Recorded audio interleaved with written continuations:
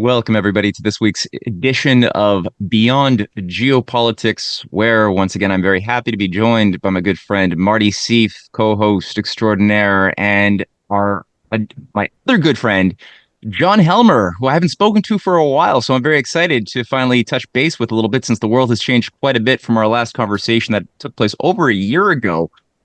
At least on a public platform. And yeah, Marty and I have been reading through your articles. We've been following some of, our eyes are all looking at the same things. Chrystia Freeland was recently just, well, I was going to say flushed, but she was given a new position. Let's just be polite there. That I'd love to get your take on.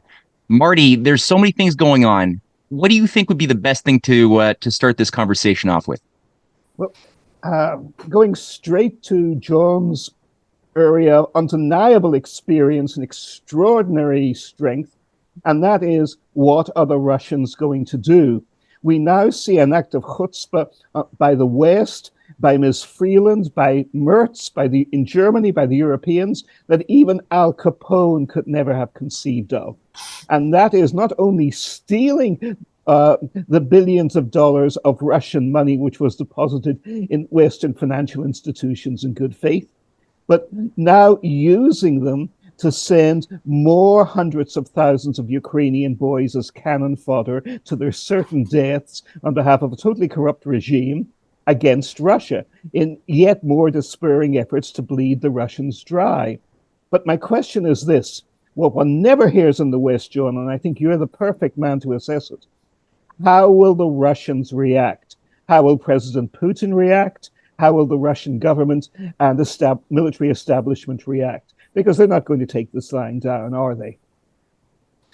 Russians have a serious problem taking anything lying down. Standing up, however, and moving in one direction or other is your question, Martin. So thanks for making the question. I'm glad to see you again, and I'm glad to be back with Matt. Thank you for having me.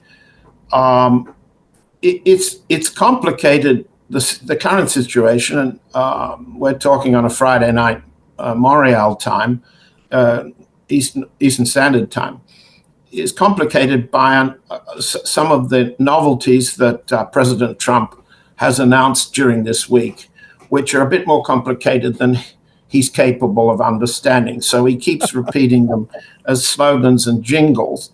If we go back to what he's said and what's happened, we can see two things. One, the answer to your question is, he said Russia's a paper tiger. He said that Russia is losing more men in the offensive moving west than the Ukrainians. He said they are losing more territory. He's also invited the Ukrainians and the Europeans, with his support, to attack offensively in a new way and go even into Russia. So he's endorsed the Zelensky line of turning pinpricks attacks, drone attacks on refineries, on undefended beaches and schools and so forth in the Donbass and in Crimea. He's defended that and promises to extend it. But the formula that Trump is proposing is a kind of ally reversal. It's to say, I'll arm you, I'll support you, I'll even endorse your war goals. And by the way, the war goal that Trump has just endorsed is the offensive to take back all of Novorossiya, all of the Donbass, which is what provoked the war in the first place in 2022. So what Trump appears to be saying, or at least those Kremlin officials who drafted the tweets for him, what he appears to be saying is, you run all the risks on the war front, I'll support you, but you'll pay me. You'll pay me, and out of your money. So that creates a whopping risk for the Europeans, heavily taxed already, facing energy shortage and energy inflation during the winter, of having to face their electorates with a rising cost that they don't like.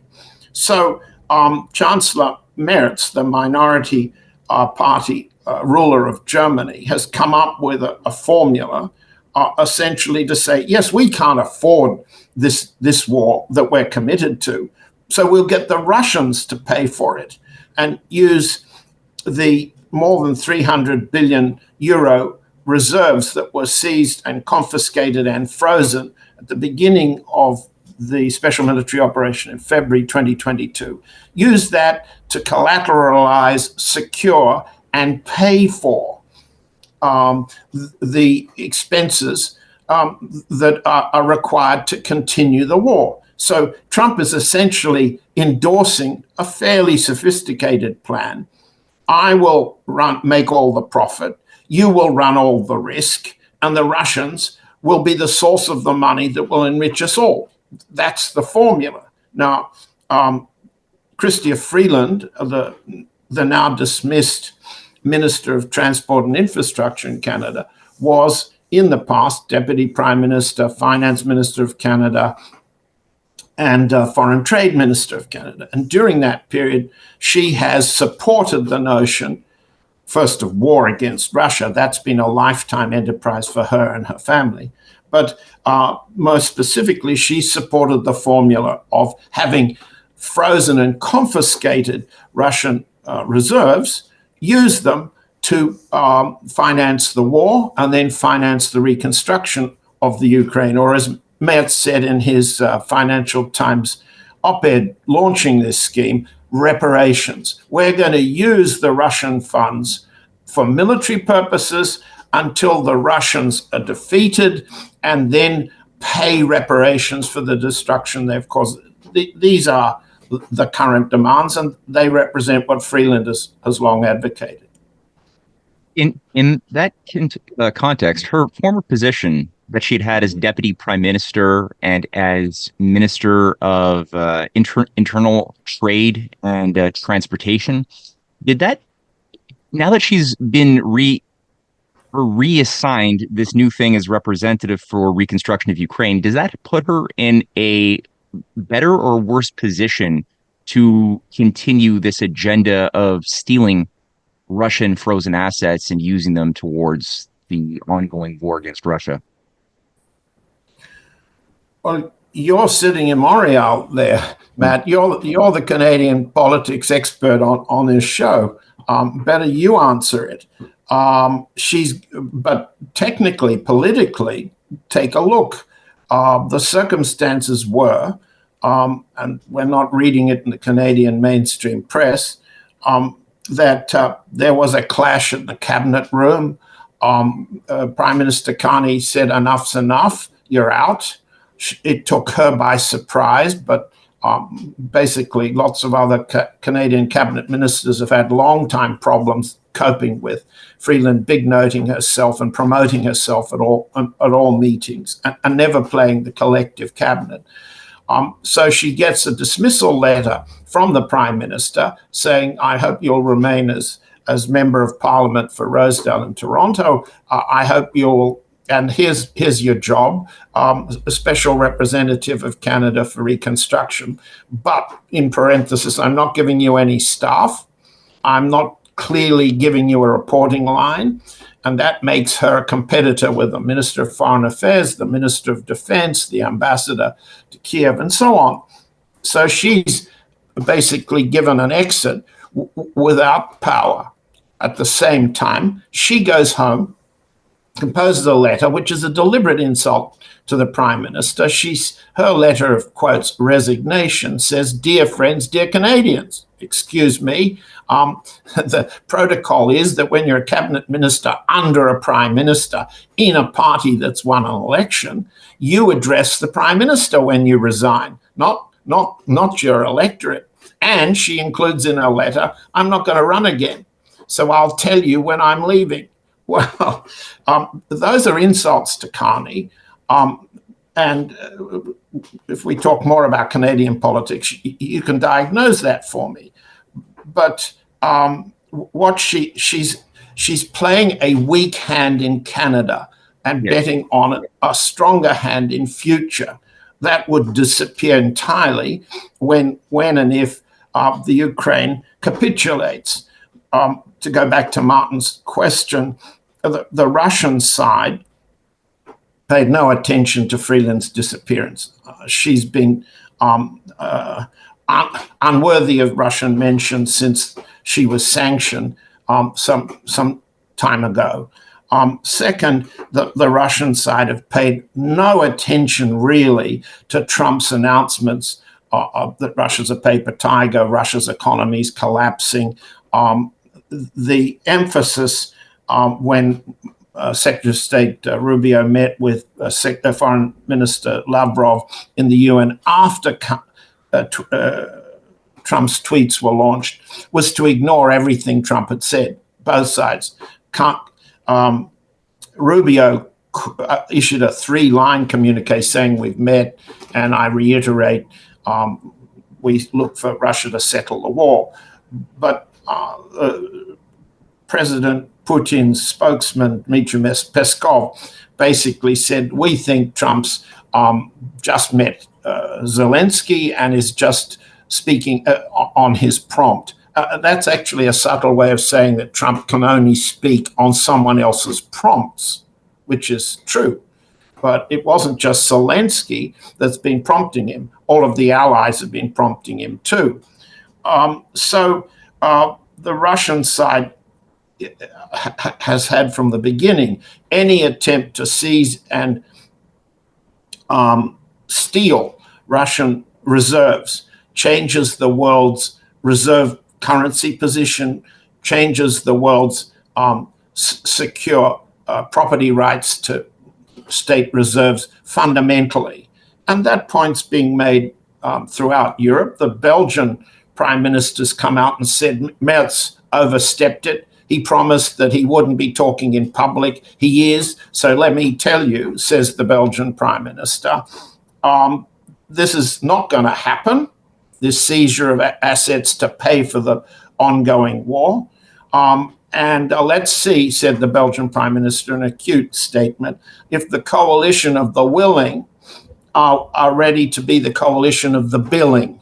It's a rather cute way of saying there's not going to be an attempt to move the bill for this war to the Russians without destroying the euro as a reserve currency, without destroying all forms of sovereign asset storage, gold storage, currency storage. It won't happen. Now, that's Belgium against Germany, and Belgium's never had a very good record of standing up against Germany, has it? Mm-hmm. We'll see. But to go back to your questions, the Russian side can take a wait-and-see position, as it does, continually emphasizing publicly, we're going to stand by the understandings we reached, President Putin and President Trump at Anchorage, the understandings. Well, this is ironical because Putin went to Anchorage to see what President Trump understands, okay?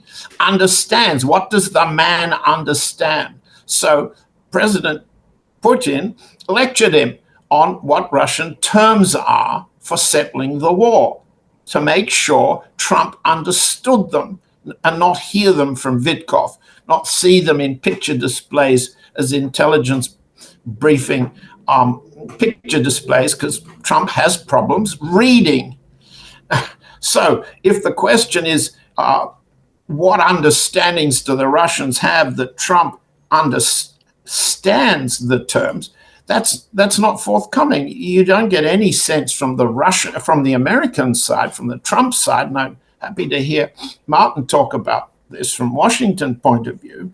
You don't get a sense of what the Americans disagree with in the Russian terms. They've been publicly tabled in Istanbul, 33 terms. What doesn't President Trump, Marco Rubio, Secretary of War, Hegseth, and the rest, what do they disagree with? Answer, they can't say. They don't say. So the Russian position is we keep advancing in the West. We are now resuming the electric war. We are going to knock out every train that is capable of moving towards the front. We're going to knock out all of the electric power between Kiev and the front. And we'll see what the Americans and the Allies do next. I would like to get your thoughts as well, Marty, on this because, like John had made the point in a recent article that Trump doesn't appear to be making all of the decisions himself. To what degree is there a cohesive strategy coming out of Trump and his team at the moment in regards to ending the Ukraine crisis? Obviously, it seems as though Putin and Medvedev they have a certain amount of faith, or based on some of their messaging that they've put out, that you can't take anything Trump is saying literally. And I think anybody with half a brain has noticed that you can't do that. But at the same measure, how much of a real plan is there, or is it kind of half-assed? So, Marty, what is your thought on that? It isn't half-assed, Matt. It's zero-assed. You think so? Oh, without hesitation. I was quite literally the only American-based analyst I know who predicted President Trump's victory in 2016. I've always maintained that while his foreign and national security policies and his macro-financial policies were, of course, fiascos during his first term, his domestic economic policies and the way he handled that, Wall Street infiltrated, really, it was neo-Reaganism running up massive deficits in order to keep the economy booming. But in the short term, that actually worked. The president knew what he was doing, for good or evil, and he got it. And if you look at the people he chose in his first administration, there was an enormous turnover in secretaries of state, national security advisors, top defense advisors. We see the same pattern, of course, this time round. And Hegseth is just an appalling joke, as we all know, as Secretary of Defense. The position of national security advisor is totally empty. And Secretary Rubio is often described as de facto filling it. Now, I actually think he's done a much better job, and at least he's a much more dignified and sensible process-driven figure, even though I don't agree with the macro policies, as Secretary of State, than any of his immediate predecessors, certainly under the awful Biden or under Trump's first term. He's much better than those. But he has no serious background as in defense and national security advice, though like every senator, he thinks he does. But the bottom line is this: John has nailed it. There is a poem Winston Churchill liked to quote in the British Parliament before World War II, that the policies of the Chamberlain and Halifax governments in appeasement towards Hitler were not coherent, were not rational, were not thought out. The great question was, who is in charge of the rattling train? Churchill said, citing a popular poem from the 1880s he'd heard and remembered as a schoolboy. And he replied with a quote from that poem: "No one is in charge of the rattling train. Death is in charge of the rattling train." And this is the key to understanding the national security policies of the second Trump administration. No one is in charge. The incoherence that, in terms of the president, that John documents so vividly, so accurately, so authoritatively, is literally the case. But there was no one in a position to fill that gap. And I don't think any of them are capable of doing so. I think Vice President Vance, if he were a free actor, might well put together a more coherent team. He might. Again, he might not. But exactly, we both know which side to roll the dice on that issue. But as far as the rest of them goes, no, not at all. They haven't a clue. As you and I know, Matt, there are if there was a serious administration in Washington, John would be summoned back now to hold the role. Our friend, you would be summoned back, of course, but you would be called back to have the role that our friend Ray McGovern had in the CIA in the 1970s and 1980s. You would be the chief intelligence analyst personally advising successive Republican presidents of the United States on what was happening in Moscow, in the Soviet and in the Russian leadership. And of course, you haven't been invited yet, have you? You're still awaiting your invitation, are you not? I could name, and you know them as well as I do, there are 30 or 40, at least, serious people in Washington, eminent, honorable, patriotic, veterans of the U.S. Armed Forces, the agency, the National Security Agency, the State Department, veteran diplomats, who could fill those positions of advisors to the President, to the Secretary of State, to the National Security Advisor, to the Secretary of Defense, the way it ought to be done. Not one of them has been summoned. All they had in are the neocons and the childish little mass-produced clone, little wannabes whose idea of research is to press a couple of buttons on their computer and see what Wikipedia has to say, and then they don't have the brains to remember or understand what they're reading on Wikipedia. And that is the level of research of the entire gigantic United States government in dealing with Russia. And of course, this is enormously dangerous. Enormously dangerous. Well, yeah, that's an understatement. And John, you made the point in your recent article, Putin declares it's war or peace in space, outlining really the importance, the weight that decisions that are going to happen in the coming weeks and months ahead are going to impact the potential survival of the species. And as you know, people know, Iron Dome, well, they rebranded it to the Golden Dome after people kind of realized that the Iron Dome has pretty bad branding and is not quite the success that it was sold. Exactly. Sold as. So they renamed it the Iron Dome, the Golden Dome. And Putin, Xi Jinping have made no secret that they see this as an existential threat and an acceleration towards a hot war. If this is permitted, now Putin put out another offer to Trump saying, hey, instead of that, let's instead revisit extending the START treaty, and just getting rid of this toxic idea of weaponizing space, because there's only one direction that can go. Could you say a little bit more about your article and what are the terms and conditions? And do you think that Trump has the ability? Is there any chance that a sane decision might emerge that could avoid the oncoming war, the space wars? Well, let me reply first. It was awfully nice of Martin to send me back to Washington.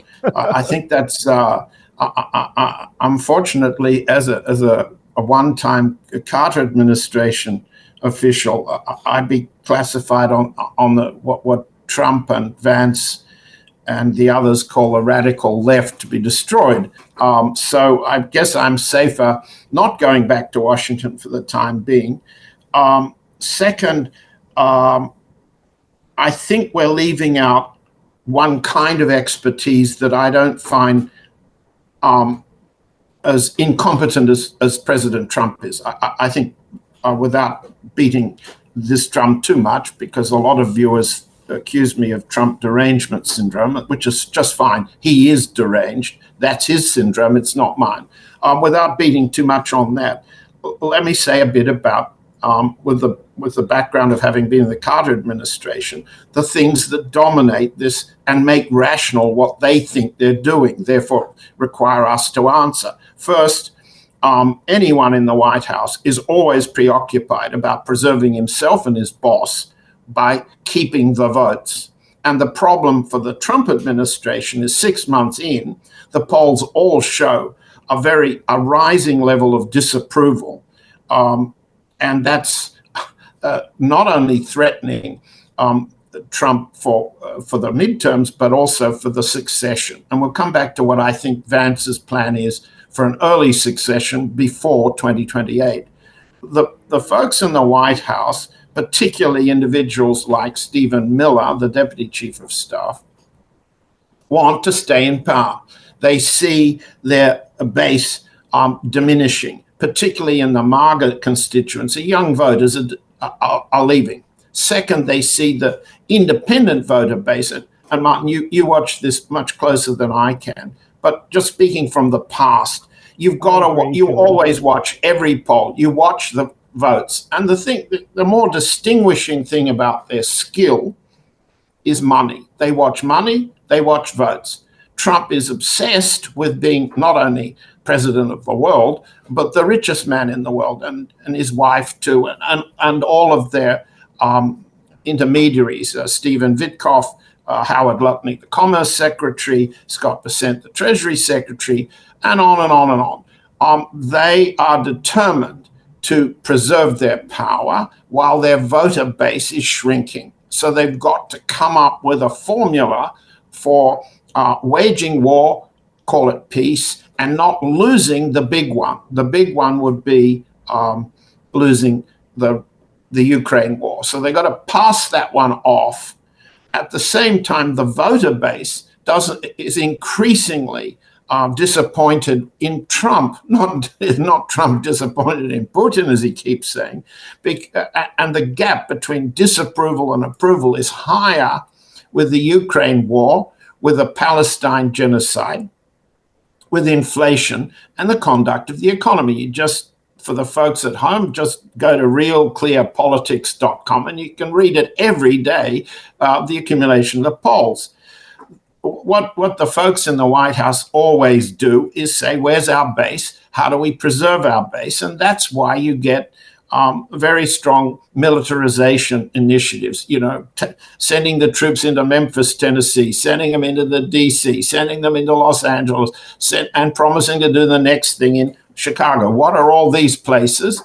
Not that Memphis, Tennessee is a Democratic stronghold, but the others are. And we'll see what happens after the mayoral election in New York, what Trump, Stephen Miller, and the others will do to New York City. But in any event, what they're doing is trying to conserve their base and trying to build protection against losing the midterms, losing the congressional election. And that puts pressure on Vance, who's the successor.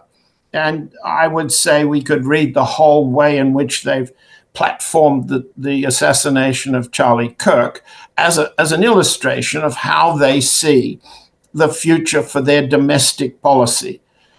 It's get control of the Democratic cities by putting in the troops and expanding the ICE police force, and this constant litany of Trump tweets emphasize that we are against them. Them are the radical left, and you name it. I mean, the enemy list comes out each day with the tweets. But that's a very conventional White House calculation of how to deal with votes and how to deal with losing votes and presidential disapproval. The other part, which comes back to your question, Matt, the money. What Trump is doing with the Golden Dome is putting money, huge amounts of money, first in the standard thing, the regional constituencies. You watch him launch that Golden Dome and you hear him saluting the state of Arizona, the state of Colorado, the places where the dome new infrastructure will be built. Second, look at this is a huge gift to Peter Thiel and Elon Musk and a few others. Not to mention all the other commissions that will fall off a truck as all of this stuff gets spent. Right. It's a huge payoff. The money's huge. Now, that's what they care about. They don't listen to Ted Postel explaining two crucial things. First, it's unbelievably expensive and cheap for the Chinese, the Russians, the North Koreans, the Iranians to combat whatever the US puts up in the air expensively. Hugely expensive, almost equal, I think Postel has calculated, to the current DOD budget. Hugely expensive and not reliable and cheap to overcome. They don't care if they make money in the short term, and they hold the votes to preserve their power. So a combination of vote counting and money counting explains, in my opinion, why Trump has put up this initiative. He doesn't think the others don't care that in the short term, the destabilization, the deterrence on which our nuclear armaments on both sides have not been fired at each other. He doesn't care about that. So what's President Putin done? How he's responded? Well, he's explained before how destabilizing, how insecure this will make us, and how easy it would be, or how certain it will be, that Russian technology will overcome it. What President Putin has said is, I'll give you another year. I'll give you another 12 months to come to your senses. Now, on the one hand, that's a very gentle offer to Trump to think again. As Martin said, with a turnover as fast as these people have in Trump administrations, there may be a bunch of more reasonable people who understand the foreign implications of inviting your enemy to overcome your latest form of attack. Second, and I can't speak too explicitly about this, there's a calculation everywhere that maybe Trump won't last till 2028, and that various problems may arise, both neurologically, medically, and in other ways, that would give Vice President Vance an immediate succession and a good jumping-off platform to win the next election, as Gerald Ford did with Richard Nixon. Now, if you are Russian and you look at that calculation, you're basically saying, we'll give the Trump administration, meaning Vance especially, until February 2027 to see if he calculates his succession would be better served by less of an arms race than putting money in Peter Thiel's and Elon Musk's pockets. Marty, that kind of brings up something I've heard you say a number of times. This is, of course, before the Charlie Kirk elimination. But you would raise the alarm in your mind that strategically it was a heightened danger that Trump might himself be eliminated in order to, for social engineering purposes, to get certain effects psychologically within the population, as a, maybe a sacred sacrifice or something. I don't know. But I've heard you say this a number of times, that the threat level is pretty high. Certainly, Peter Thiel connections to JD Vance don't make me comfortable at all, looking at what JD Vance sort of represents tied to the whole Palantir operation and Thiel capital management and everything else.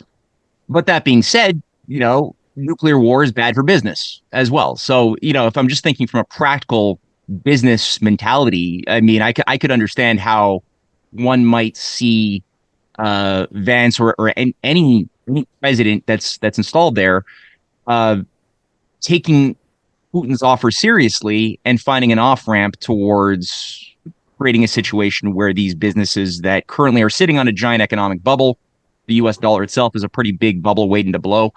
Maybe this can be mitigated in a manner that don't involve these companies being wiped out and instead have some form of a future. So, Marty, do you share, or can you expand a little bit upon that concern? And is that concern also maybe... Yeah, let me just ask you that. Can you elaborate a little bit on your concern about the idea of Trump being eliminated, even perhaps before the next election? I mean, it could happen at any time. But having said that, I think the chance is a lot less now, because he, as Colonel Doug McGregor and others have pointed out, and this is consistent with all of John's observations, the president has bowed down to the Europeans. He has bowed down to big business. He has sold out his own MAGA base, and a lot of them are very unhappy about it. But most of all, the President of the United States has bowed down and kowtowed on his knees before Volodymyr Zelensky. Now, because of the President's stand in his campaign, we're not going to support Ukraine. We're going to cut off the money flow to Ukraine. We're going to maybe take America out of NATO. We're certainly not going to let all the little tails of NATO wag the big American dog. He was making a lot of enemies. He was making enemies in the deep state of Britain and of France and of NATO, in his own, the big corporations in America. And most of all, he was making very serious enemies among in the Zelensky gang operating out of Kiev, which is protected by the U.S. deep state and operates with impunity in the United States, especially in Northern Virginia, but really wherever they want to go, they operate with impunity, But now the president is not standing in their path. The president is not standing in their path anymore. I published an article some months ago in an outfit which is not running my stuff anymore. I wonder why. The Italian journal Pluralia. But they published me as a platform for several years, and they did publish an article. They're very sympathetic to Trump, and I think uncritically so. But I published a piece there after the assassination attempt in Butler, Pennsylvania, before he was elected, saying, thank God it did not succeed, because if former President Trump had been killed and martyred, and only his own reflexes saved him, had he been Biden, he would have been dead. Because Biden's a moron. Biden was not there as president at all for 4 years. And that is actually the biggest thing in Trump's favor now. The old corrupt Democrats are so stupid, they shoot themselves in the foot. Having propped up Biden uncritically for 4 years, now when they make serious, what ought to be serious criticisms about Trump being too old, Trump getting out of control, the answer is, but what standard did you hold Biden to? And the answer, of course, was none at all. A man who clearly walked with a colostomy bag between his legs, a man who was incapable of even reading from a teleprompter when he was filled with amphetamines for more than 5 minutes, certainly in his last year in office, was nevertheless propped up for 4 years. And it's the old Hans Christian Andersen tale, the emperor has no clothes. The entire American media and all of supposedly serious America did not question it. But what do we have today? We have the president has made his U-turn. He's done his sellout. He has kowtowed to the Israelis. Worst of all, he has kowtowed to Zelensky, an out of control, hysterical, and very sinister and dangerous little gangster and thug. And all of the European Union and all of NATO are dancing to Zelensky's tune. He's a diabolical Pied Piper, but so is the president of the United States. So, but we have just had, what I published in Pluralia right after the Butler, Pennsylvania shooting was, had the president died, this would have been a John Brown moment. Nobody in America took John Brown seriously. Almost nobody even knew about him. Oh, the 1858 John Brown. The Harper's Ferry John Brown. Exactly, exactly. He's a crackpot mini businessman. He fails in everything. He's a crackpot, lunatic, lonely local preacher who can hardly get a dozen people into a room with him. He launches what he claims to be a crusade to destroy slavery in the South. He's so farcical and inept, he only has about half a dozen people, including his own kids, to go out with him. He's immediately caught. But so what does the South do? They hang him with their usual compassion and brilliant political insight. They create a national martyr. John Brown's body lies a mouldering in his grave. The North is mobilized. The country is split. A civil war bloodbath ensues within a year in which 750,000 people, the equivalent to today's population of America of 8 million Americans killing each other with small arms in 3.5 years, the US Civil War begins. Now, I would say, had the president been shot in Pennsylvania, had he died, that would have been a John Brown moment to drive the MAGA base wild. Now the MAGA base doesn't even care about Trump anymore, for reasons you have pointed out very well. And certainly we may be wrong, but I fully agree with your assessment, John. I think he's losing credibility with his own base hand over fist, point one. But point two, we have just had another John Brown moment, and that's the Charlie Kirk killing. Yeah. And the MAGA tribal base in this country is furious. They're up in arms. And again, the liberals, being contemptible, corrupt incompetents that they are playing into their hands. They're weeping all these crocodile tears that Jimmy Kimmel was kicked off ABC, or was it CBS? I think it was CBS, and was immediately snapped up by ABC. Disney. Yes, exactly. Disney snapped him up. And he's still the martyr. Well, he didn't lose his life. Charlie Kirk did. He is dead. That's the point. But the point isn't even that. Charlie Kirk is John Brown, a guy who no one outside serious politically activated circles on any side cared about before, suddenly comes from nowhere, and in his death, and the nature of his death, becomes a lightning rod martyr. And this isn't even an issue of it being deliberately done by Soros or by Trump or by people on the right or the left. It's much more dangerous than either of that. It is like the Civil War, because the country is so divided, as you and I, even why are you in Moscow and why am I not in New Jersey and not in Washington? Because neither of us would fit into the polarized patterns of the parties, or even the moderate midstream that we took for granted when we were growing up. It doesn't exist anymore, or there's only a few old timers like us who remember it or take it seriously, as we know all too well. So this is very dangerous, and that's the first danger I see now. But there's a second point which we haven't mentioned so far, but you have indicated it very strongly. And that is, in the Republican calculations, they do not take the Democrats seriously. Now, if you look at corrupt, disgusting creatures like Pelosi, Hillary Clinton, Schumer, Adam Schiff, the list is endless, farcical and corrupt Bernie Sanders, who could have been the candidate of reform in both 2016 and 2020, and was either too corrupt and certainly too cowardly to take it, and he threw it away on both occasions, when if he had stood his ground, and 750,000 votes were stolen from him in the New York primary, faked for Hillary alone, the disgust for her within the Democratic Party even then was so great. And in 2020, to bring a senile creature like Joe Biden, who has to make one either believe in the resurrection of the dead or lose one's faith in the resurrection of the dead, because there certainly was no indication that he ever came to life in his 4 years when he was propped up in the White House, except maybe the occasional galvanic shock therapy. There was no evidence of that whatsoever. But Sanders was a phony, but he served his purpose as a lightning rod. But what do we see today? You made another key point, John, which I couldn't agree with more, and that is follow the money. Where do we follow the Democrat money? Who is by far the largest magnet for funds and the most popular fundraiser in the Democratic Party nationwide across the entire United States? Alexandria Ortiz-Cortez, AOC. That is political power. That is credibility. The more the Republicans foam at the mouth, if they can deliver restored some prosperity or a plausible veneer of prosperity, she can stay marginalized.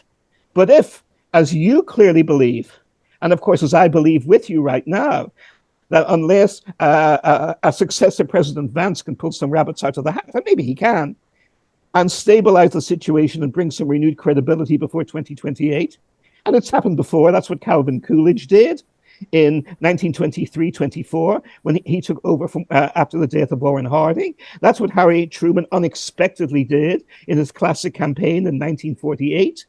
You can have that's what Jerry Ford almost did. And he, as you and I especially know, he was not exactly the most brilliant or talented or intelligent or credible of campaigners, was he?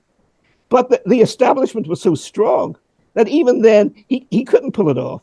But he came close enough to pulling it off, more so than what one would have given him credit for.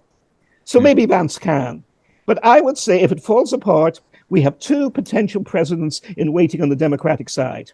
AOC is the first, and if he wins the New York mayoralty election, which in any fair race he is going to, it will be Mr. Mamdani. The United States could be looking at its first Muslim president of the United States in 2028. I don't think it will be allowed to happen. I think the forces of hatred and fear and suspicion and prejudice will and established interest will be so great that it cannot come off. But keep watching. My point is this: when a major crisis comes, things that were inconceivable months before suddenly become inevitable. I published two books in 2015, just to finish on this. And I had to publish them myself. You can still buy them, anyone out there, on Amazon.com there. But both of them were rejected by 140 agents and publishers across America. And they're there, and I stand by them both. The first was a political history of the United States, an interpretive political history, starting at Thomas Jefferson and ending in Barack Obama, called Cycles of Change, tracing the periods of stability, reaction, and reform and political dominance of different philosophies and interests in the United States. And I made the point that there are 6 different specific eras, each distinct and dramatically sometimes contrasting with each other, that define American history when you look back and look at it in the long-term view. And we are overdue for a major crisis for the next one. And the second book, which I called Gathering Storm, I didn't want to use that title. My wife insisted. I said, but it's Churchill's title, and I don't even like or respect Churchill. And she said, but yeah, you're saying a gathering storm is coming? So call the book by what it is. She said, Debbie said to me, you're talking about a gathering storm. And she was right. So Gathering Storm it is. And you can only buy it on Kindle. But there's a nice picture of the Statue of Liberty, being lashed by electrical storms on the cover and standing, tall and gallant throughout it, because I'm American, even if I'm Irish born. So we have to ultimately sound optimistic and hopeful even when we're not. But the point is this. I predicted in both those books in 2015 that by the mid-2020s, the United States would be in its greatest transformational crisis since the Great Depression and even since the Civil War. Yeah. And we are entering it now. So what is inconceivable today may be extraordinarily conceivable by 2028. Yeah. In 2017, Trump confused a lot of people when he had said, we are in the eye of the storm. And I'm wondering sometimes if there was an idea of the oncoming systemic breakdown and how policymakers who were in the know might engage with the reality that most people were not thinking about, which is the inevitable breakdown of the transatlantic system. Perhaps, I don't know. Yes. I'm keeping my conspiracy theory hat on here a little bit sometimes, as you can see. But that being said, there are parallels to what led up to the first Civil War, for sure. You brought up the specter of John Brown and the very it felt a little almost staged when you look at the type of tit-for-tat reactions in the midst of an economic crisis of the 1850s, which was otherwise completely avoidable.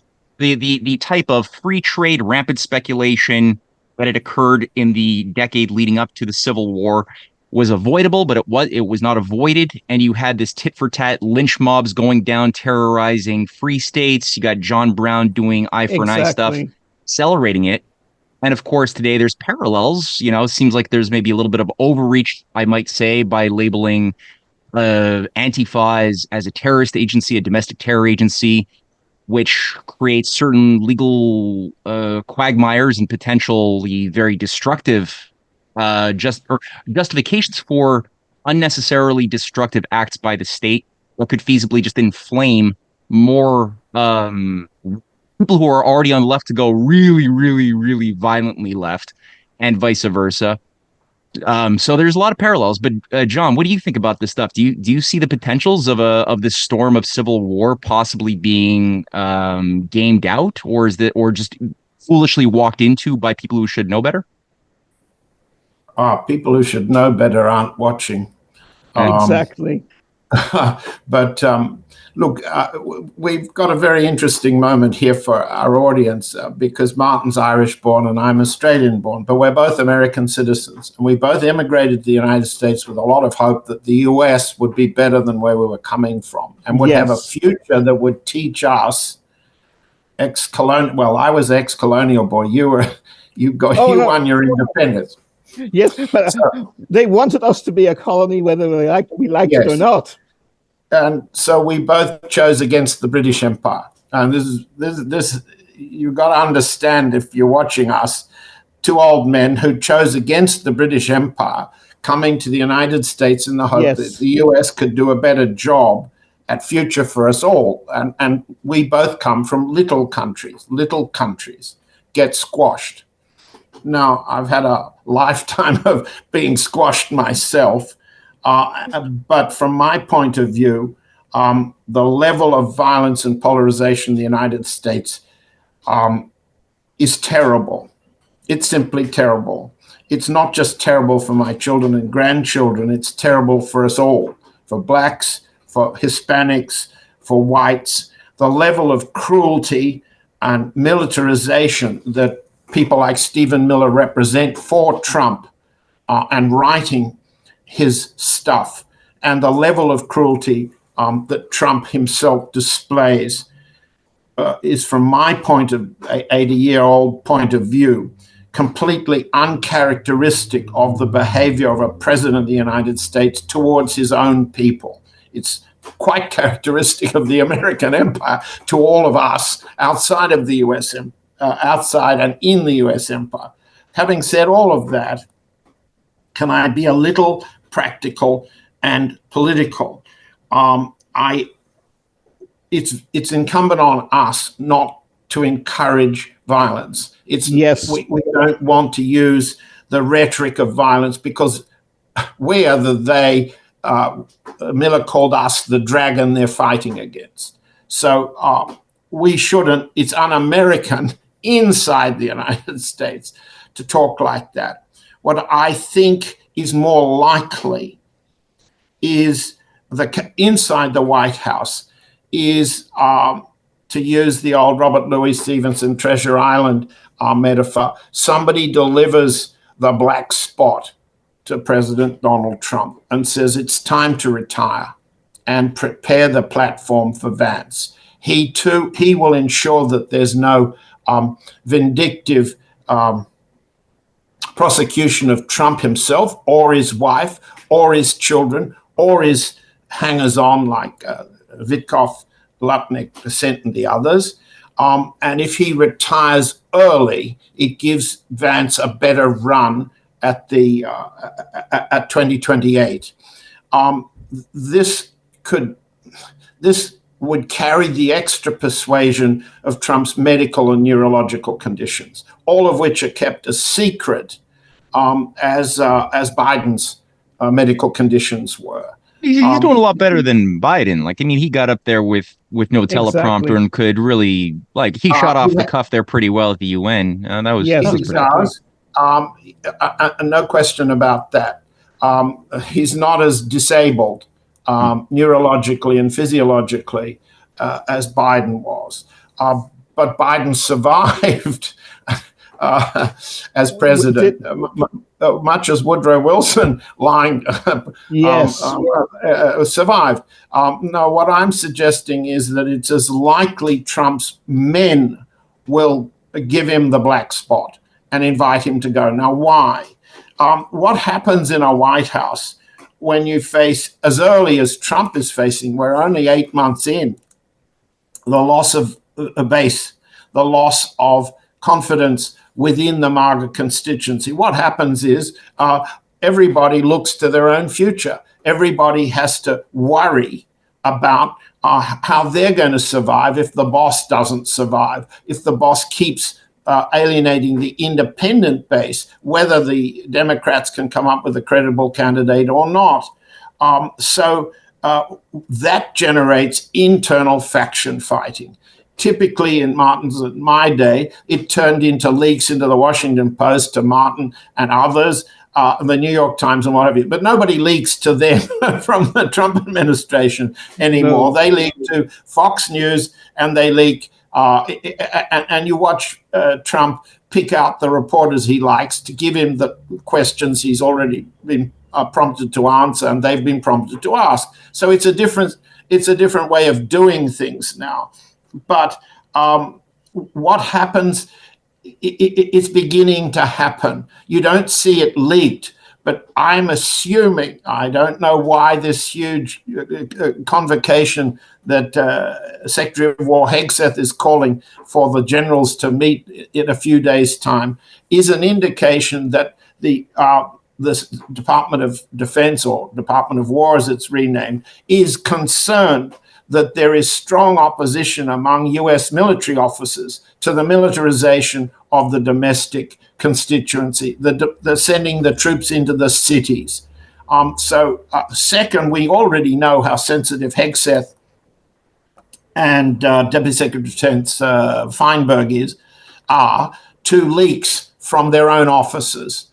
They've already had a purge, very quickly, a purge at the top of the Pentagon. We know that Trump has been busy purging generals, including Charles Brown, the chief of the Joint Chiefs of Staff. So I see signs coming that the Trump administration's men will have to crack down on their own people, will have to crack down on the bases of support, like New York City, as Martin has just said, and other cities. And in that process, Trump's primary interest is to be seen as the peacemaker and collect this whopping $1 billion dividend for himself, his wife, and his family and friends. And he has to then make sure that before his death or after his death, his survivors keep the money. So in talking about the short-term future, 25 is almost gone. We're in 26. We're in the midterms.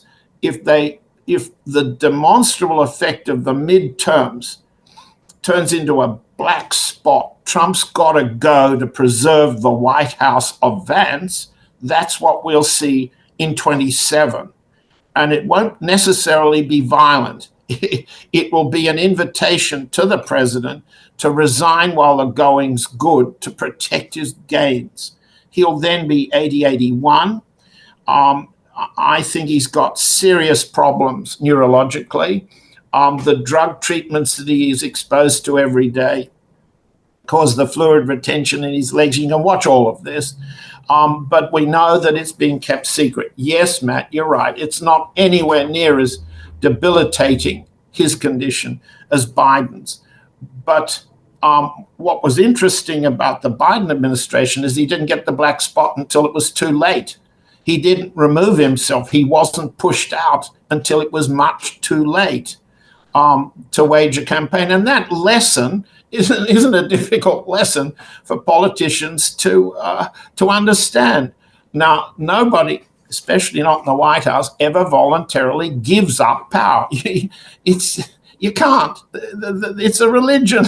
You believe in power. You believe the president's the fount of power. It's God. And well, Lyndon Johnson felt like he had a bunch of rifles pointed to the back of his neck, as he said in his last interview on his ranch before dying. So I think maybe he wanted to get out of the target.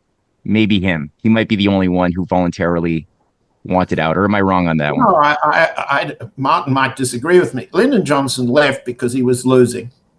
Yes. No, I agree with you, John, all the way on that one. Absolutely. I never trusted anything that came out of the mouth of LBJ. No. Exactly. Yeah. Exactly. Okay. So John has just gone through quite a bit there, and obviously the idea also of a crisis. These generals and admirals were all being called on Tuesday to I think it's the Quantico Virginia base. That's bizarre, concerning. Obviously, in times of crisis, there is something called continuity of government. Is that something being discussed pertaining to crises that might amplify? I don't know, but could it be a number of things? But it's definitely odd. Marty, what do you think about a lot of what John just said and this broader question? Marty, no, everything John has said about President Trump's possible cognitive, physical problems, the possibility he might be forced out of the end of this year, all of it could happen tomorrow. None of it is inconceivable. Does that make it inevitable? No. Because the future is, as that Star Trek 6 said, the undiscovered country. We don't know. And I am saturated in the uncertainties of history. And here are the two key elements here. We had 90 years ago a president who was a cripple, who could not walk at the height of the greatest economic crisis and constitutional crisis in American history. All his most fundamental economic and social reforms had been struck down as unconstitutional by the Supreme Court. Right. All the opinion polls of the day proudly predicted there would be Republican landslides within a year. This is starting to sound familiar. The outside party would sweep in and sweep the incompetent, corrupt cowards away in a tsunami, a tidal wave. I mean, the man couldn't even walk, and his policies were failing. Economically, they were failing. So what did Franklin Roosevelt do? He changed his policies. In 1935, he brought in the second 100 days, the second New Deal. He recognized that his attempts to not quite socialize, it was more like a form of democratic fascism to control American capitalism with codes under the National Recovery Administration, the National Recovery Act, which was struck down as unconstitutional by the Supreme Court. And it wasn't working anyway, it was collapsing. FDR had even appointed an incompetent drunk, Hugh Johnson, as the administrator of the NRA. It was a fiasco. We forget that. But what did FDR... And although there was hope in the country, all the macroeconomic indicators were infinitely worse than they are today under President Trump. And macroeconomic indicators in the United States are actually coming up under President Trump. The industry is coming up much more strikingly. There is a wonderful analyst, we might want to have him on the show as well, and quiz him there, Matt, called Alan Tonelson, who monitors U.S. government statistics and growth statistics and looks for the truth that they try to even hide in the figures. And the American economy, especially the industrial sector, has been rebounding strongly under the tariffs. And all the dire catastrophes that we were told the tariffs would bring in, collapse of supply chain, collapse of demand, soaring out of control inflation, none of these things have happened. Up to this point, the domestic economic record of the president, especially for poorer families, is remarkably good. And none of the worst things have happened. None of the worst things have happened. So that's the first point in favor of the president. Second point, as I said, you had a crippled president in 1933-34. Well, guess what? He didn't just win re-election by the largest landslide in American history in 1936. He won 2 more elections in succession as well. No American leader in history has ever come close to the achievements of Franklin Roosevelt. Skip forward 50 years, 1981. You have clearly policies driving America towards bankruptcy under President Ronald Reagan, out of control increases in the military, which I was not in favor of them, and I'm certainly not in favor of now, but he did them. And even worse, like the current president, he ran up unprecedented deficits. And he's over 70 years old, and people think he isn't all there to begin with. And then he gets shot. A 71-year-old president gets shot with a bullet within an inch of his heart. One of the most striking things about Ronald Reagan is not just that on the brink of death, he cracked jokes, both to the Secret Service men who had failed to protect him and to the doctors who were about to put him under an anesthetic, from which he was it was quite feasible he would never recover from. But they were good jokes. They were good jokes, grace under pressure. And Reagan, of course, ended up he was probably suffering from Alzheimer's to a significant degree by the time he left the presidency. But command and control and national confidence never wavered. And this is a president who has come back from so much already. He's already done something that has only been done once in American history, to be voted out of office and then to be voted back in 4 years later. And the odds against him and the institutional bias against him were vastly greater than Grover Cleveland. He was personally honest financially, but a corrupt sleazeball in terms of girlfriends. And he never even supported his illegitimate daughter. There was even an open joke about it when he's running for the presidency in 1884. Mama, where's my pa? Gone to the White House. Ha, ha, ha. And he still wins 2 out of 3 presidential elections and is twice elected president of the United States. The American people can surprise you by how tolerant they are and how wise they are, sometimes how stupid they are, but they will be unpredictable. They will be unpredictable. So it is too soon by far to write off President Trump. But the one other thing I'll say is this. We had George W. Bush as president for 2 terms, for 8 years in a row. And we had Joe Biden, I won't say as president, but at least being propped up in the White House. Or as I personally believe, my favorite conspiracy theory, it was really a 1950s Disneyland animatronic robot just running around with a couple of old Biden speech tapes and patterns in it. That's the only way he could plausibly have got through his State of the Union speeches for more than 5 minutes during his 4 years supposedly in office. But if you have 8 years of George W. Bush as supposedly president of the United States, supposedly, and if you have 4 years of Joe Biden, who one cannot even as a joke think of as ever being president of the United States, my answer is, how hard can it be? How hard can it be, right?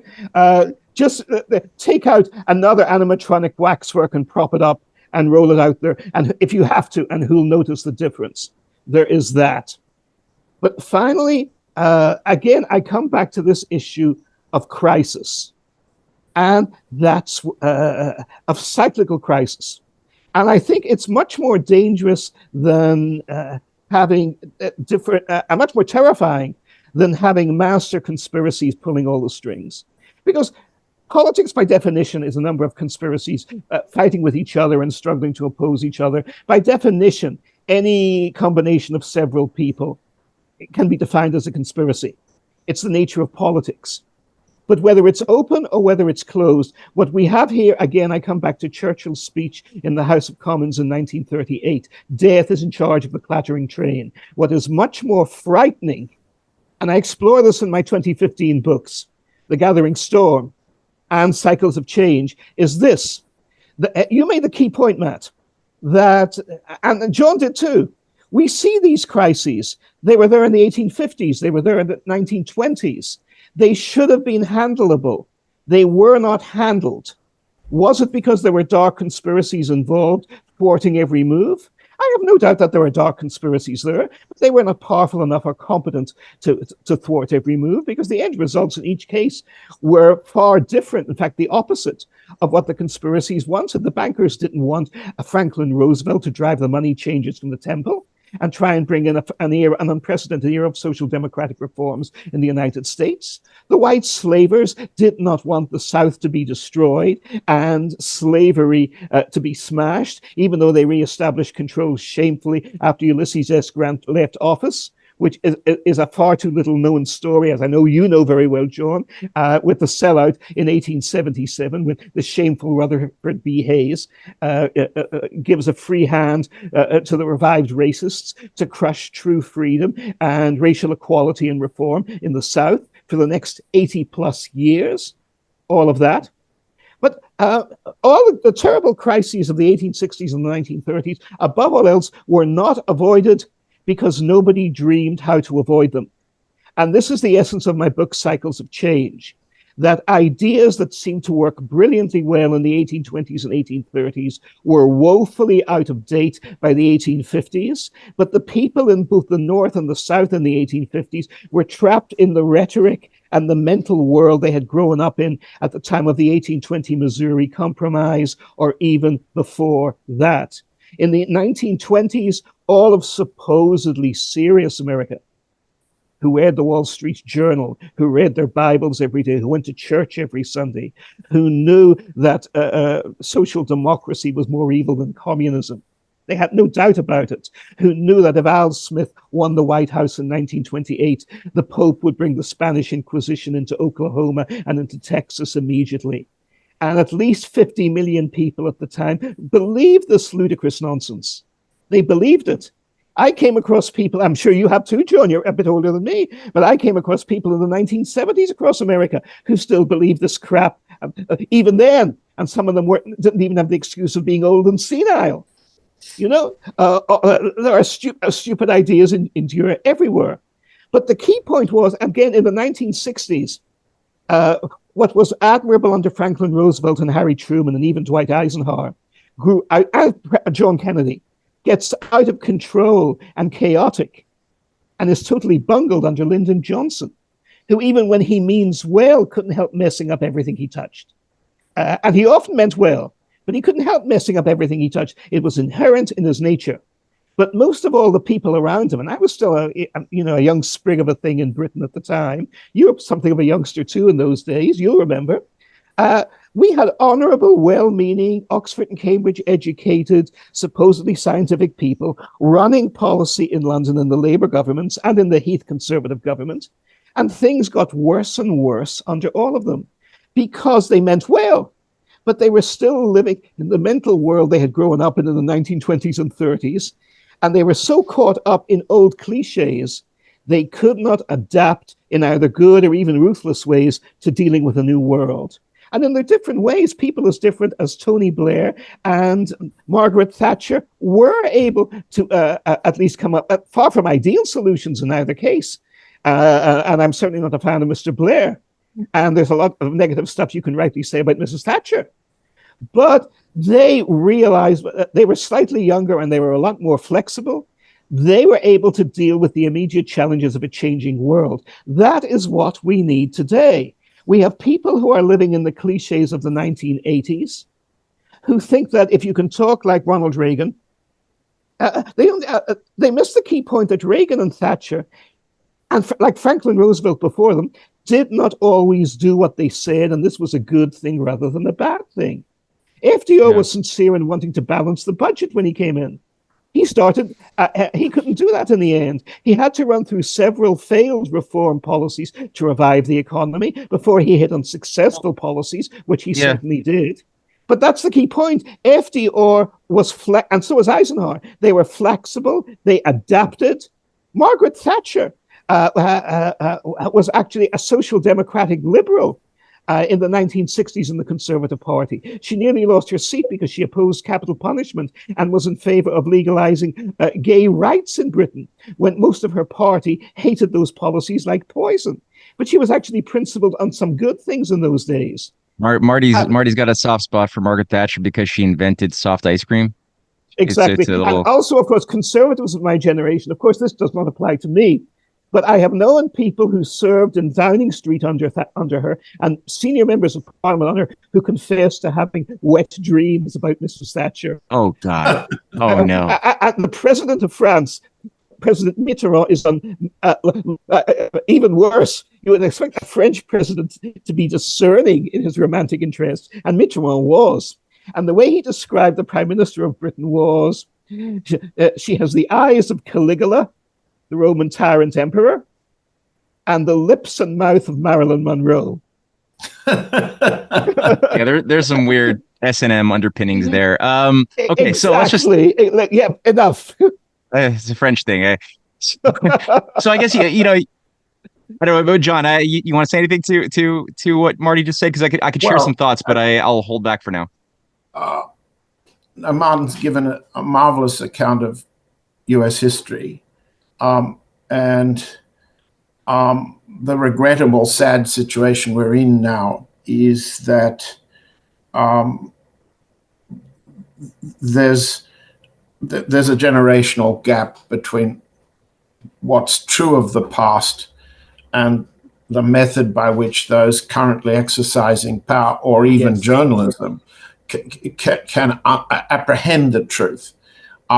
Nothing is worse, in my view, about this gap than the infamous slogan that Charlie Kirk offered as his heirs describe as the guarantee of free speech. Kirk's slogan was "Prove me wrong."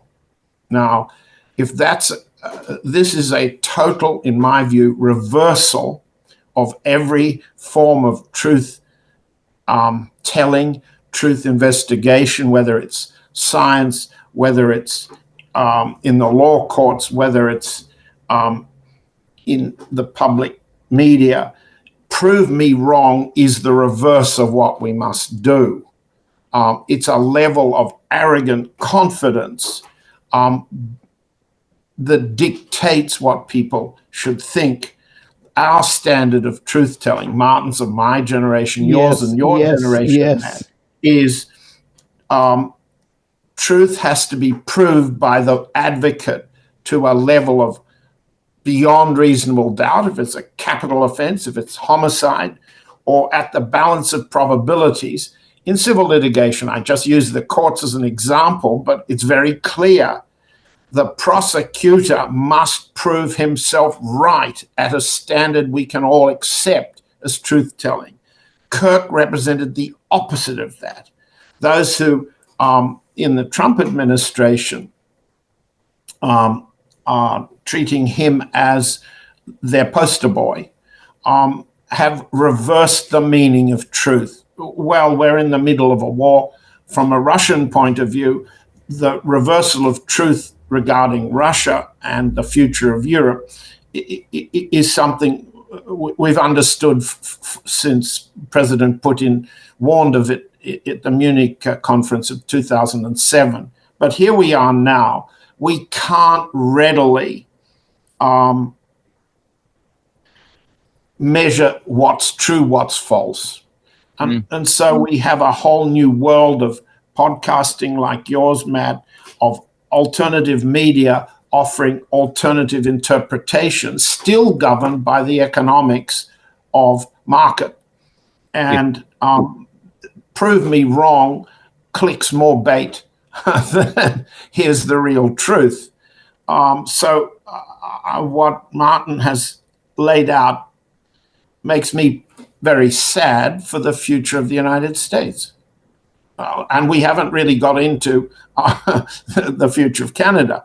But it's sad because the capability to tell the story and learn the lessons that Martin has just displayed is dying with us. It's dying. Yeah, that is exactly, those are the sorts of thoughts that I had too listening to Martin, in the sense that I have the collected transcripts of Abraham Lincoln's speeches behind me. I have Franklin Roosevelt's fireside chats. I've read many of them. I've read the transcripts of JFK's speeches. I've listened to the recordings. And there's a quality and a power of culture and sophistication to communicate profound and impassioned ideas that uplift the audience, the electorate, to a higher way of a higher wisdom and a higher insight into the nature of evil, both from without and from within, that is unfortunately lacking culturally in the current world that we see. I mean, I mean, a lot of my friends who are part of the MAGA movement, I'm very sympathetic to MAGA. It's a movement to build back industry to stop war. That's the mass movement of it. But they think that high culture is World Wrestling Federation and Ultimate Fighting. They actually think that there's not an idea, an ability to take from Shakespeare or Aeschylus a universal poetic truth and infuse it into a discourse that would give people a better understanding to the nature of economics and the nature of human nature, such that even though Trump said things that I liked in the first term, like the need to restore Glass-Steagall, which is what Franklin Roosevelt did. He did that as one of his first acts of war against the power of Wall Street, was break up the banks, put bankers in jail. Glass-Steagall was the way he did that. Trump paid lip service to it, but no follow through. And if I look at Scott Bessent and Lutnick, is there any awareness, any ability to do something, anything even approximating that? No, I don't see it. So these are all causing me a little bit of a melancholy as well when I think about that. But sorry, John, I can see that you were trying to say something. No, I mean, I don't know how many of our audience want to pick up on the reading list that Martin has just offered. My own couple of U.S. heroes are Clarence Darrow, the attorney who of the late 19th century into the 30s, who made the most brilliant courtroom speeches, but defended all sorts of people. He worked for the railroads, but he defended the unions. He had essentially a very broad clientele, but understood litigating, understood fighting, and understood tolerance. Tolerance, as an immigrant coming to the United States, was the preeminent US communal value. And when you negotiated with Americans, as I've done in other governments, as well as in the US government, the capacity of Americans to reach a compromise, to want a compromise instead of inflict a power solution, that I admired. That's why I came to the United States as a kid. It's gone. It's simply gone. It can't be taught. It cannot be taught.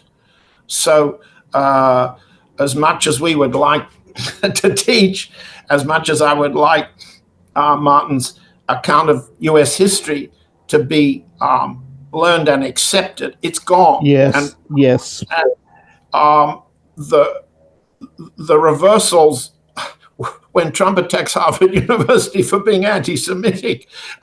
I'm an alumnus of Harvard University. The absurdity of attacking that institution for that is too great. I couldn't begin to teach people how absurd it is, but we don't get into that. What I despair of, and not just sad, is that Martin's historical good sense, the lessons that Americans could learn if they knew a little, I'm despairing that it's possible anymore. I really am. On the other hand, the small countries, the Irelands of this world, are capable of breaking free in such a situation. The collapse in Washington of truth-telling ought to open up the capacity for understanding what the truth is if you're elsewhere. Yes. And that's the only thing positive I feel as we listen. The problem, to bring it back to Montreal and you, Matt, is that Canada has a prime minister desperate to become even greater vassal than Chrystia Freeland was. And this is terrible. Let me ask you actually a question on this. It's true we didn't really fully scratch on that as we should have. And I like you said, I live in Canada. It's Commonwealth terrain and part of the broader Five Eyes apparatus and everything that goes with that. So what is in your mind? I mean, I've got my own hypotheses, but there does seem to be a shift in strategy in some degree. You made the point in your article that Chrystia is known far and wide as a major anti-Russia, anti-China hawk. Now, Carney is certainly no friend to Russia, but it does seem like he is attempting to seduce or show some new brand to China that, hey, look, we're a different thing now. Trump's bullying you. He's bullying us. You could trust us now. And it does seem like there's a little bit of that going on. There's definitely a projection into the mind of your average Canadian that he's the arch nemesis of Trump. He's stood firm against the threat of being taken over as the 51st state. That being said, and that's largely, I would say, what propelled him into office against his conservative rival. That being said, he's also spoken very well of participating in the Golden Dome. Militarily speaking, you still open up to building massive AI data centers, just like we see in other parts of the transatlantic. That's sort of transitioning towards a more dystopic Orwellian type of control grid. So you have a lot of similarities in policy to the worst of what we see coming out of the Hegseths and others down in the U.S. And I'm wondering, what would be the strategy both for his sending Freeland off to Ukraine, and is there some sort of a collaboration going on behind the scenes between the Carneyites and those around Trump, or is there something I'm missing? But how are you looking at that? I can't answer that, Matt. I'm not close enough to Canadian politics to answer it. Maybe Martin can. I guess the C on your hat stands for Carney, but I don't know what the P stands for. Canadian Patriot. I know, but Right. it isn't. Carney's no patriot. Thank you No. for giving me the cue. Carney was elected leader of the party after Freeland put the knife into Trudeau after all these years of using a switchblade that wasn't deep enough. Carney got the party, then he got government from opposing the United States. There's no doubt about that.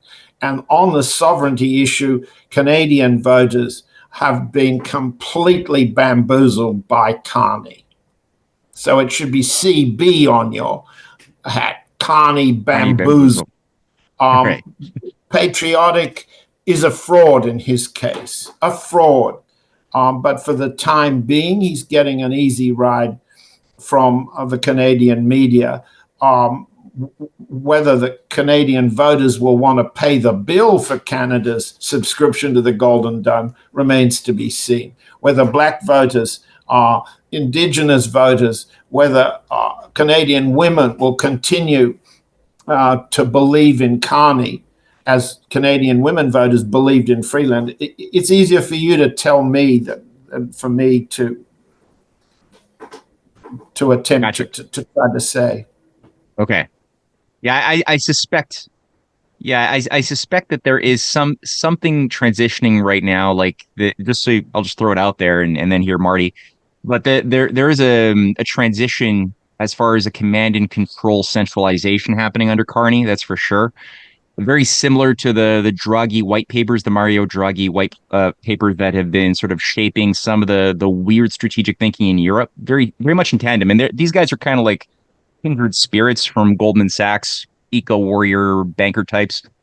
But you have something called Bill C5, which just completely, for the first time, it's this omnibus bill that gets rid of all of the barriers between provinces for the first time in history.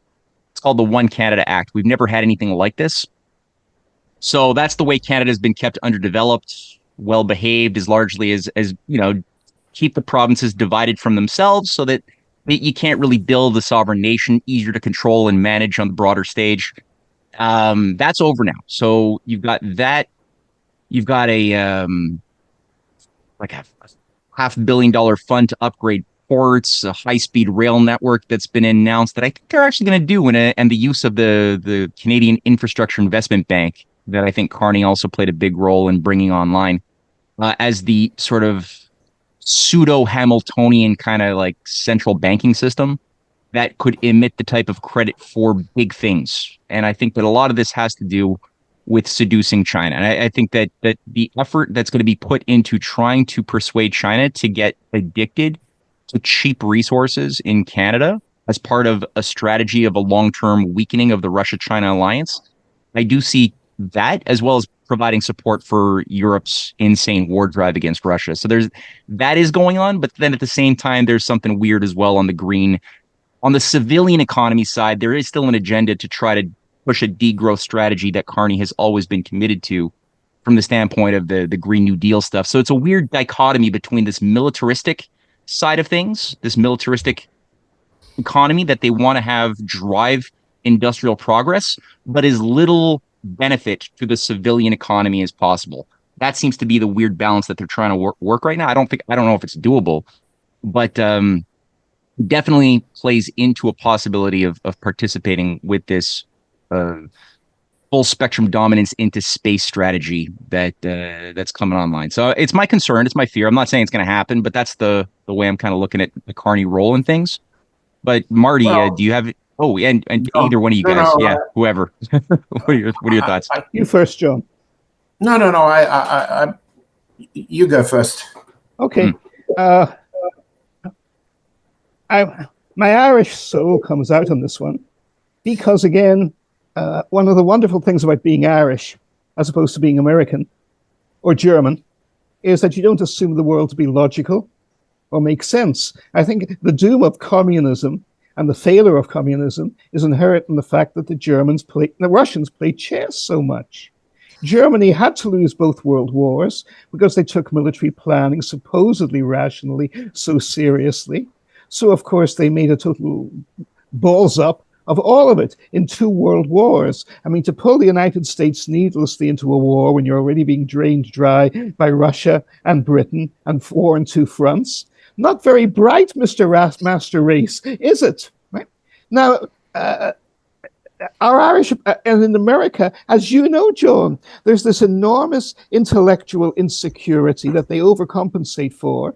So all the conspiracy theorists, especially in America, and all the supposedly brilliant political analysts in the Republican and Democratic parties always have to have these incredibly complicated Rube Goldberg master plans and strategies that always fall flat on their faces in the face of common sense. Rahm Emanuel squandered the greatest Democrat victory in 44 years, brilliantly won by Barack Obama in 2008. And Obama, the greatest political campaigner in Democratic Party history since Franklin Roosevelt himself. But he listened to Rahm Emanuel when the fool told him, as his chief of staff, don't do anything in your first 100 days or your first 2 years in office, Mr. President. Don't squander your political capital. You'll need it later. Now, all of American history teaches, especially the great FDR himself, and Lyndon Johnson in 64, and Kennedy in 61, that the time to get reform through is precisely in your first 100 days and in your first 2 years. Even Woodrow Wilson, whom I loathe, did that. The enormously underestimated and hugely constructive and important Warren G. Harding did it this way in 1921 and 22 when he brought America back from a depression that was worse at its time than the first 2 years of the Great Depression a decade later. But Rahm Emanuel was ignorant of all of these things. And he was a full of himself Chicago Jewish intellectual who, of course, thought like John Bolton. He's the smartest man in the room in the universe, right? I mean, if you guillotines these guys, their IQ could only rise. Their IQ could only rise. It could only be an improvement. So as a result, President Obama got almost nothing done because he listened to the advice of his Washington insider genius. Now we look at Mark Carney, and I look at it from an Irish point of view. And I didn't expect to respect or take seriously the new Prime Minister of Canada, but I do. And the very fact that nobody on either the left or right in Canada especially agrees with me makes me more confident than ever that I'm right. This is a very Irish view, of course, too. Yeah. Because what have we just seen? And what have you yourself pointed out and documented, Matt? This is a man who follows contradictory policies at the same time. Well, Dwight Eisenhower and Ronald Reagan, and most of all Franklin Roosevelt himself, all did that. All the great political geniuses take Emerson seriously. When Emerson says, do I contradict myself? Of course I do. Am I ashamed? I paraphrase slightly, but this is what he says. Am I ashamed of myself? No, I'm proud of myself. I am vast, I am infinite, I contain multitudes. To be the leader of a vast, especially of a vast continental spanning nation, whether it's the United States or Canada or Australia, you have to be able to reconcile totally conflicting differences. FDR had both the white South and black America eating out of his pockets as his loyal ally for decades. This is not an easy thing to do. And yet he kept the faith with all the different parts of his coalition. What do we see with Carney? We see with Carney, first of all, yes, of course he's going with Golden Dome, because he would die a rapid death and would probably be an unpleasant and violent one if he did not do so. He has to do it to keep his head on his shoulders. But in other respects, what's he doing? Watch what happens with Alberta oil and Alberta investment, and most of all, relations with China. There is an old Arab saying, and it's so wise, basically everybody follows the strong horse. In world economic terms, who is the strong horse? It obviously is not the decrepit American economy. It obviously is not the MAGA policies of President Trump. It is China, which for the last 25 years has been the largest source of industrial concentration and advanced technology and domestic and industrial research and investment on the face of the earth.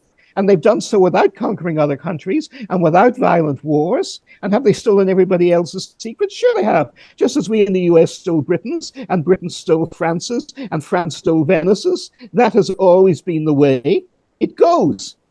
But in making a deal with China, eventually this is not going to pull China out of the Russia orbit. It is going to pull Canada into the SCO Russia-China orbit. That's I what's predict hoped. this. I Yes, sincerely hope that. The other thing you got to keep in mind that Emerson also said that if it is the devil that made me, then I will live then for the devil. So yes, to yes, save time, exactly. And you have you could there say are you have devils devils walking around everywhere. sometimes who Ain't that the truth? But I will also add that look at how Mr. Carney has gotten rid of the great she-dragon. Trudeau ran in fear of Chrystia Freeland. God knows why, but he did. She was again the great, mighty, inevitable successor. And where is she now? And how quickly did she go? Mr. Carney got rid of her like that. Now I'm Irish. Forget the ins and outs of the policies and the issues.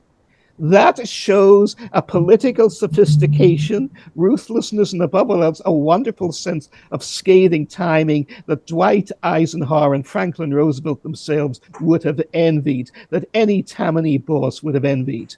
And a prime minister, supposedly a neophyte in power, who can get rid of the great she-dragon that way and send her off 5,000 miles away, where she's going to be championing a cause she is genuinely passionate about and therefore will not give up, but it is a losing cause because she has led the poor Ukrainian people already into total destruction along with her friends. And the further off she is, the more discredited she is going to come to the Ukrainian public at large.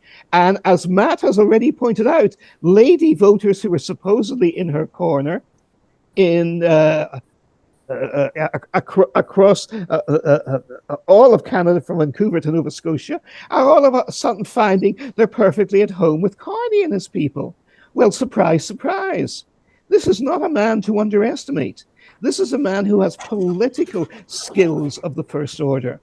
And the one other thing I'll simply add to this is the whole pattern of Canadian politics, and I'm not an expert on Canadian politics, obviously, but this goes all the way back to the beginning of the 20th century and back into the 19th, is that if you establish quick credibility as a prime minister in Canada at the federal level, you've got it made for the next 10 to 20 years.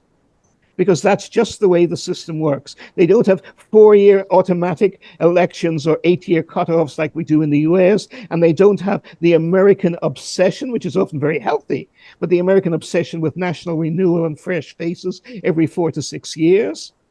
They like reassuring faces as long as things don't fall apart. And usually these days they get tired after 10 years or so, and then somebody goes out. And it was Trudeau's time, obviously. He'd overstayed his term. But I think Mr. Carney, provided he doesn't make any too bad unforced errors, and I know Toronto and Montreal alike take their baseball seriously, if he doesn't make any unforced errors, he's good for a decade or so, if the world permits it. One of the errors of judgment he could make is to think that Chrystia Freeland is out of Canadian politics. That's not what she has in mind. That's true. But I think what she has in mind and what is going to happen are two very different things. True. You'll see. But let me just retell what I've already published. But that's the Sikorsky ploy. Chrystia Freeland's two friends, among the many, are Anne Applebaum and Radoslaw Sikorski. Exactly. Radoslaw Sikorski is currently the foreign minister of Poland, but since last June's defeat of his party in the presidential election, Sikorski wants to be prime minister of Poland, and that's after being booted out of Polish politics some time back and kept in exile by the previous government. Sikorsky and Applebaum will be telling Freeland that bide your time, build an international profile, conceal the money sources. In Sikorsky's case, he's the German money candidate to be prime minister of Poland, and he's already signaled that by abandoning his own government's commitment to taking and improving the reparations payments that Germany owes Poland for the destruction it wrought on Poland between 39 and 45. Sikorski is the German candidate to be prime minister of Poland, his long-term ambition. Freeland has to hope that there will be a Democratic administration again in Washington, and she'll be the US candidate for Prime Minister of Canada. To stop that, Carney is quite capable. He learned it at the Bank of England. He learned it in his business career. He knows how to get rid of people permanently, and that means cut their money off and cut their public oxygen off. She must not be considered to be a Canadian anymore. Otherwise, she will always be running for the prime ministry. And Carney has to remove her from Rosedale. It's the first thing he must do. Obviously, you don't do that in the events of her firing a couple of weeks back. What he must do is find a winning Liberal Party candidate and push her out, and quickly make her dependent on the external sources of money. In the past, they've been principally George Soros. Right now, Soros is on the back foot, to put it somewhat modestly, in the United States under investigation of the Trump administration. What Freeland will be able to accomplish by way of returning to Canadian politics, if she's out of the Parliament and out of Canadian financing, then what Martin has said will come true. Canadian women voters will find Mark Carney as even more acceptable than she was. And the principal Canadian women who don't want to see her back are the Minister of Defence and the Minister of Foreign Affairs in Canada. Canadian women politicians currently in power don't want to see her back. But getting rid of her requires some subtle but effective decapitation, and make her as unelectable in Canada as Ursula von der Leyen is unelectable in Germany. So you're saying more than just allowing her to resign from her position as member of parliament, you're saying more of an active symbolic maneuver should be to outright fire her before she could do it on her own terms? Because as of now, she's not. She said she's leaving the position.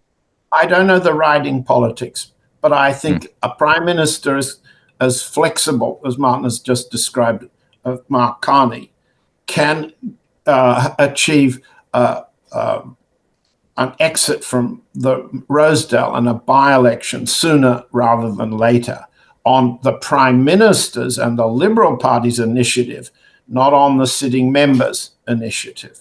She has to be depicted as Ukraine. And what Mark Carney can't persuade anyone, especially after this recent tour of Europe, is that he's any less a supporter of the two big dominant Canadian lobbies, the Ukraine diaspora and the Jewish diaspora. He can do his very best, as Martin said, to sell the Chinese canola, and they will eat it if the price drops, but not unless Carney concedes that Chinese goods, especially electric vehicles, have got to come back into Canada. He's got a lot of concessions to China to make so far. We don't have the time to go into that. But in terms of brute politics, if he wants to be prime minister for a long time, as Martin has said, the precedents would allow, he's got to make sure she doesn't come back.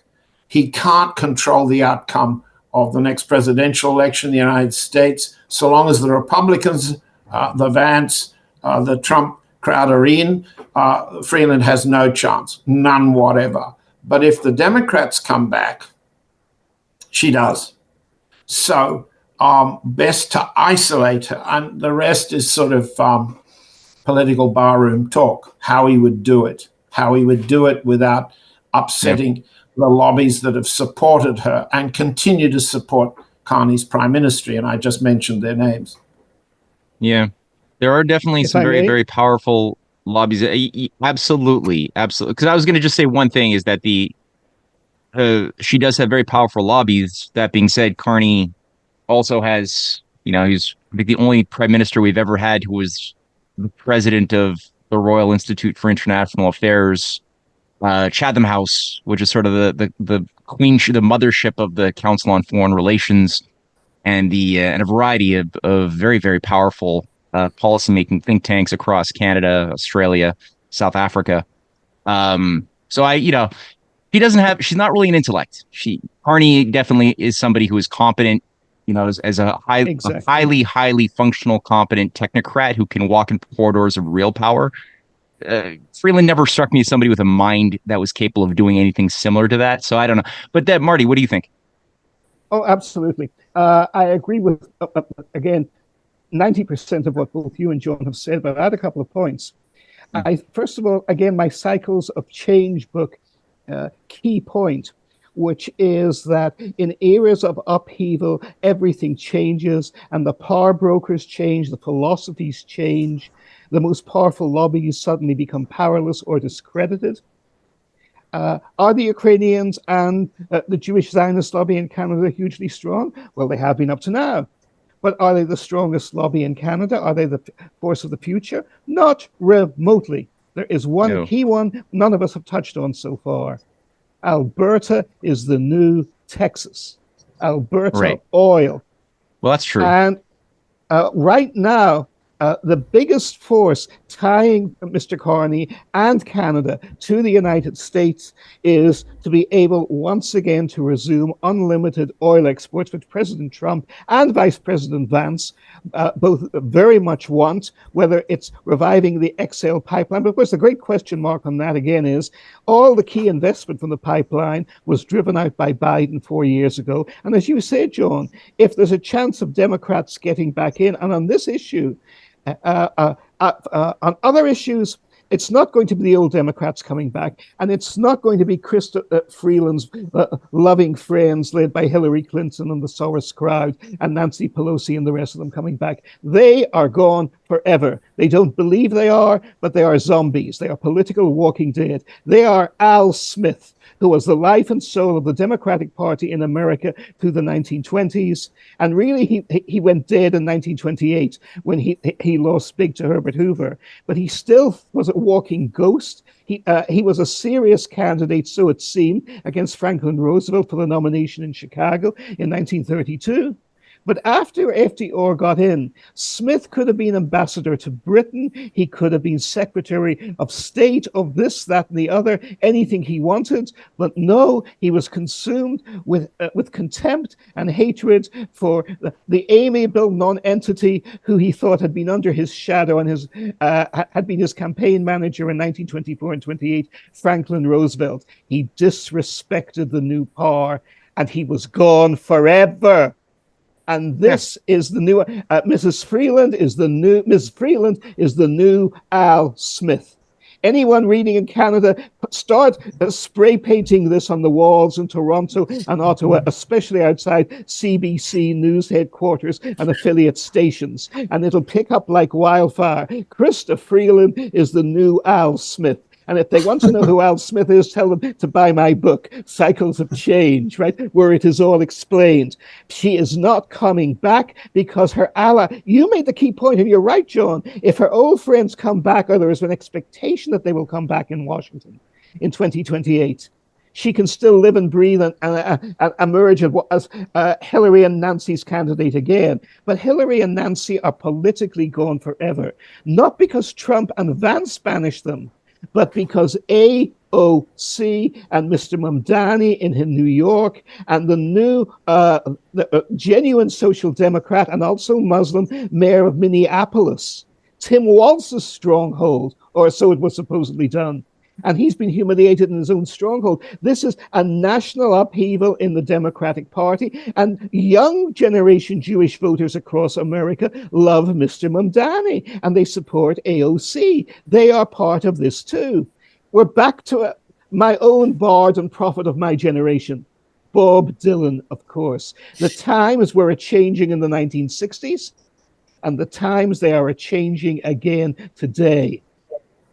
And we're looking at the people who are from the old, and this is good news for you and me, John, because we, of course, are already the old fogies, despised for the last 30 years by the people we both know so well. But either or both of us can hang on another year or two. We can be the grand old men of the new generation, you know? There is hope yet, my man. We better go out on that, Matt. That's too hopeful for any That's of us true. to gainsay. Ain't that so? Absolutely. John, I hope we can do this again soon. It was a joy. Yeah, Me too, what's Mark. old shall become new again. Guys, it was a joy. This is a great way to round out the night. And like I said, for all those who have forgotten, the books by Marty Sieff and John, go to the description box under this video. Them up, read them, share the ideas, become a smarter person, and don't make the mistakes of the past. Thanks for watching Beyond Geopolitics. Or make our mistakes. We make them too. Yes, exactly. Exactly, John. Make your mistakes, but more classy. Okay.